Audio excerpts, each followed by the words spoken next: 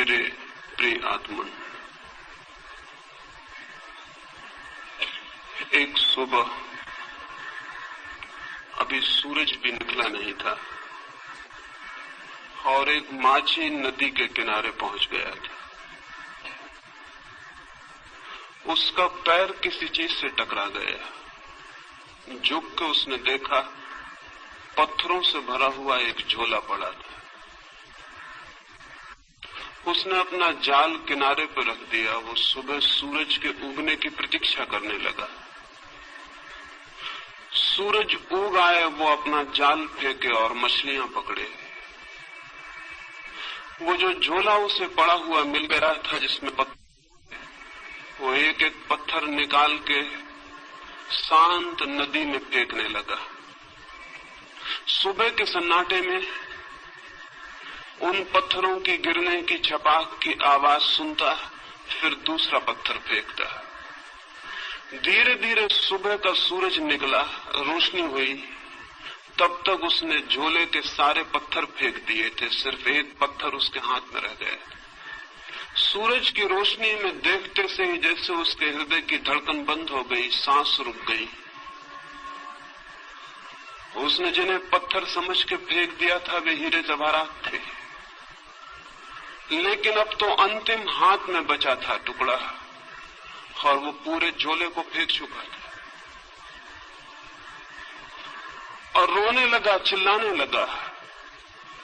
इतनी संपदा उसे मिल गई थी कि अनंत जन्मों के लिए काफी थी, लेकिन अंधेरे में अनजान अपरिचित उसने उस सारी संपदा को पत्थर समझ के फेंक दिया था।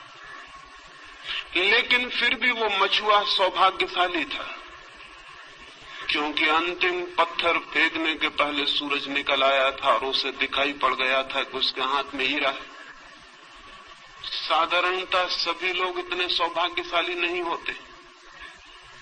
जिंदगी बीत जाती है, सूरज नहीं निकलता, सुबह नहीं होती, रोशनी नहीं आती और सारे जीवन के हीरे हम पत्थर समझ के फेंक चुके होते हैं। जीवन एक बड़ी संपदा है, लेकिन आदमी सिवाय उसे फेंकने और गंवाने के कुछ भी नहीं करता है। जीवन क्या है ये भी पता नहीं चल पाता और हम उसे फेंक देते। जीवन में क्या छिपा था, कौन से राज, कौन सा रहस्य, कौन सा स्वर्ग, कौन सा आनंद, कौन सी मुक्ति, उस सब का कोई भी अनुभव नहीं हो पाता और जीवन हमारे हाथ से रिक्त हो जाता है। इन आने वाले 3 दिनों में जीवन की संपदा पर ही थोड़ी सी बातें मुझे कहनी। लेकिन जो लोग जीवन की संपदा को पत्थर मानकर बैठ गए हैं, वे कभी आंख खोलकर देख पाएंगे कि जिन्हें उन्होंने पत्थर समझा है वे हीरे माणिक हैं। ये बहुत कठिन है। और जिन लोगों ने जीवन को पत्थर मान के फेंकने में ही समय गंवा दिया है, अगर आज उनसे कोई कहने जाए कि जिन्हें तुम पत्थर समझ के फेंक रहे थे वहां हीरे मोती भी थे, तो वे नाराज होंगे, क्रोध से भर जाएंगे। इसलिए नहीं कि जो बात कही गई वो गलत है, बल्कि इसलिए कि ये बात इस बात का स्मरण दिलाती है कि उन्होंने बहुत सी संपदा फेंक दी। लेकिन चाहे हमने कितनी ही संपदा फेंक दी हो, अगर एक क्षण भी जीवन का शेष है तो फिर भी हम कुछ बचा सकते हैं और कुछ जान सकते हैं और कुछ पा सकते हैं। जीवन की खोज में कभी भी इतनी देर नहीं होती कि कोई आदमी निराश होने का कारण पाए। लेकिन हमने ये मान ही लिया है अंधेरे में, अज्ञान में, कि जीवन में कुछ भी नहीं है सिवाय पत्थरों के। जो लोग ऐसा मान के बैठ गए हैं उन्होंने खोज के पहले ही हार स्वीकार कर ली। मैं इस हार के संबंध में, इस निराशा के संबंध में, इस मान ली गई पराजय के संबंध में सबसे पहली चेतावनी ये देना चाहता हूं कि जीवन मिट्टी और पत्थर नहीं है। जीवन में बहुत कुछ है।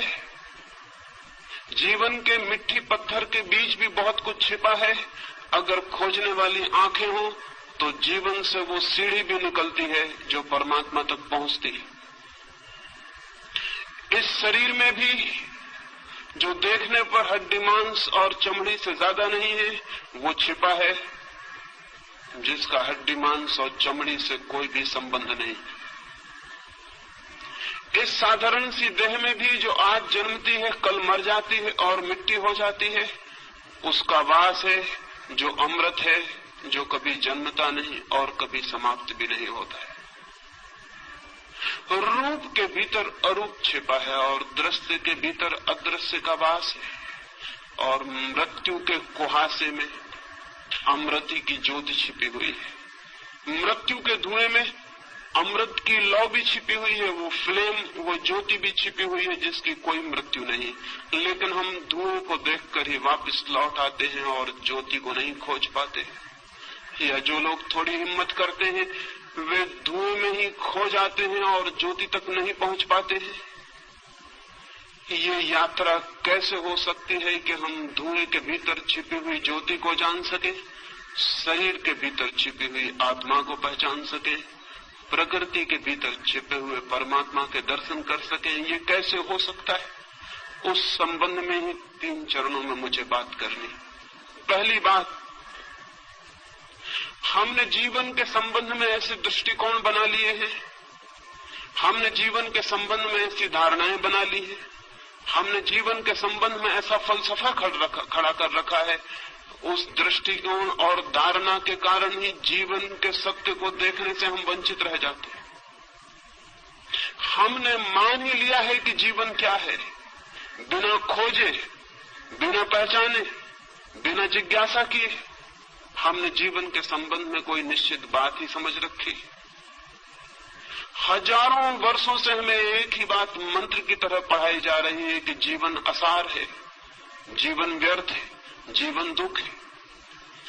सम्मोहन की तरह हमारे प्राणों पर यह मंत्र दोहराया गया है कि जीवन व्यर्थ है, जीवन असार है, जीवन दुख है, जीवन छोड़ देने योग्य है। ये बात सुन सुन के धीरे धीरे हमारे प्राणों में पत्थर की तरह मजबूत होकर बैठ गई। इस बात के कारण जीवन असार दिखाई पड़ने लगा है, जीवन दुख दिखाई पड़ने लगा है। इस बात के कारण जीवन ने सारा आनंद, सारा प्रेम, सारा सौंदर्य खो दिया है।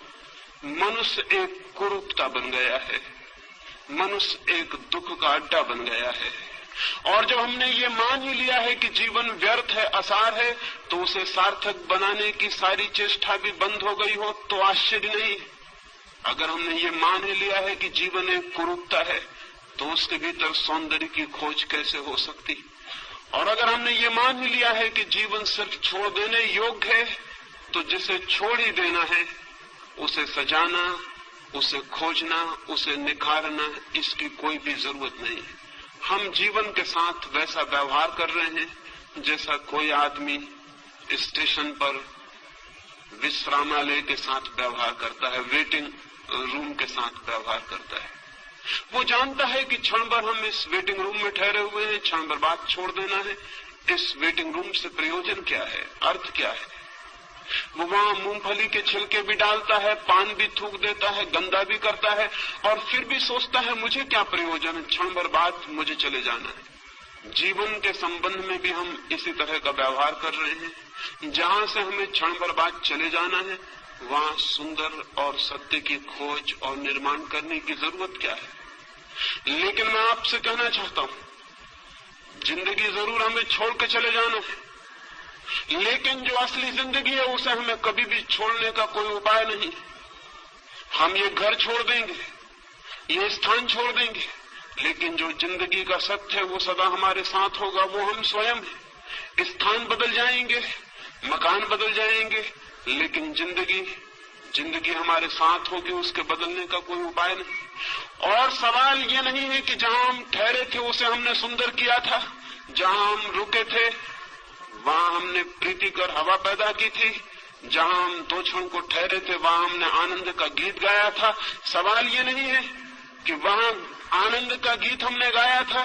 सवाल यह है कि जिसने आनंद का गीत गाया था उसने भीतर आनंद के और बड़े संभावनाओं के द्वार खोल लिए। जिसने उस मकान को सुंदर बनाया था उसने और बड़े सौंदर्य को पाने की क्षमता उपलब्ध कर ली। जिसने 2 क्षण उस वेटिंग रूम में भी प्रेम के बिताए थे उसने और बड़े प्रेम को पाने की पात्रता अर्जित कर ली। हम जो करते हैं उसी से हम निर्मित होते हैं। हमारा कृत्य अंततः हमें निर्मित करता है, हमें बनाता है। हम जो करते हैं वही धीरे धीरे हमारे प्राण